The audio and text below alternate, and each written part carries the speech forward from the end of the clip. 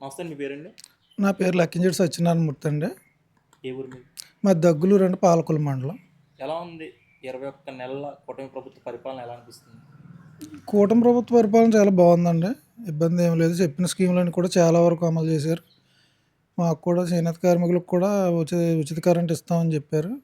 ఈ నెల నుంచి అమలు చేస్తామని చెప్పారు. అది కూడా అమలు చేస్తే మాకు బాగుందండి. పరిపాలన బాగుంది.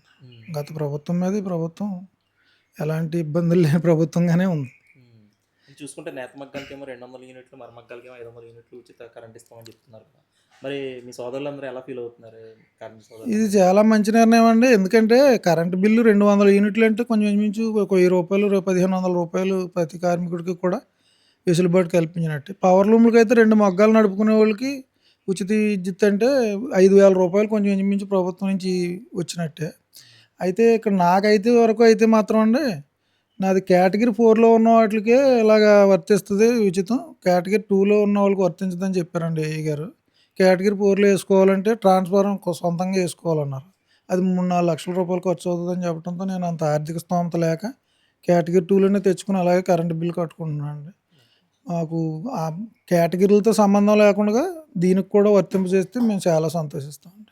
ఓకే అండి. ఇప్పుడు ఏదైతే ఈ ఉచిత కరెంట్ అనేది ఉందో, అప్పుడు ఈ పాదయాత్ర టైంలో, యువగళం పాదయాత్ర టైంలో నారా లోకేష్ అయితే హామీ ఇవ్వడం జరిగింది. ఆ! చూసుకుంటే ఆ హామీని ఈరోజు నెరవేరుస్తున్నారు. దీంతో పాటుగా ఇచ్చిన హామీలన్నీ కూడా నెరవేరుస్తున్నారని చెప్తున్నారు. మరి అది ఎలా ఫీల్ అవుతున్నారు? నెరవేరుస్తున్నారంటారా అన్ని హామీలు?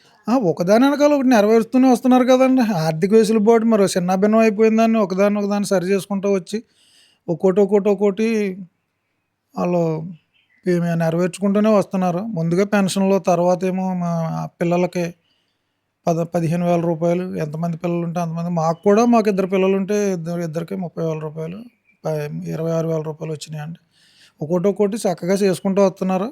ఇది కూడా మాకు అందరికీ వర్తించేలాగా మాది ఆళ్ళ దృష్టిలో పెట్టుకుని ట్రాన్స్‌ఫారాలు వేసుకునే ఆర్థిక స్తోమత కార్మికులకు ఉండదు కాబట్టి దీన్ని కూడా దృష్టిలో పెట్టుకుని ఇస్తే అండి మేము చాలా సంతోషిస్తాం. అంటే ఏదైతే మరమగ్గాలు ఉన్నాయో, మీరు ఎన్ని సంవత్సరాల నుంచి చేస్తున్నారు మరమగ్గాలు?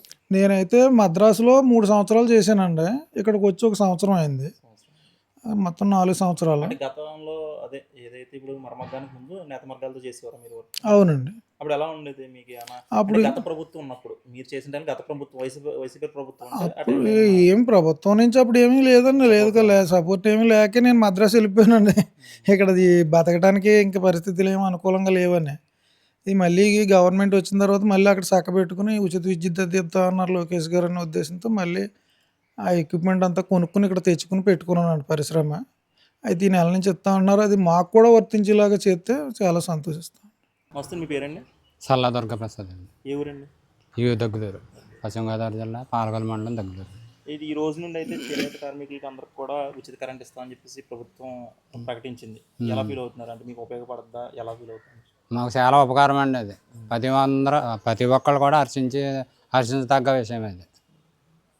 అంటే ఇది ఏదైతే నేత మగ్గాలకేమో 200 యూనిట్లు, మరమగ్గాలకేమో 500 యూనిట్లు అని చెప్పేసి ప్రకటించడం జరిగింది. మరి అంత మీకు అంటే సూటబుల్లేనా? అంటే 200 యూనిట్లు అంటే మీకు సరిపోతుంది అంటారా? 200 అంటే సరిపోద్దండి. చాలా జాగ్రత్తగా చేసుకుంటాం మేము. ఈ మగ్గం కూడా ఎప్పుడు కరెంట్ ఉండాలండి. అంటే ఈ టైంలో ఏమనుకోండి, ఎప్పుడు కరెంట్ కూడా అవసరం అండి మగ్గానికి.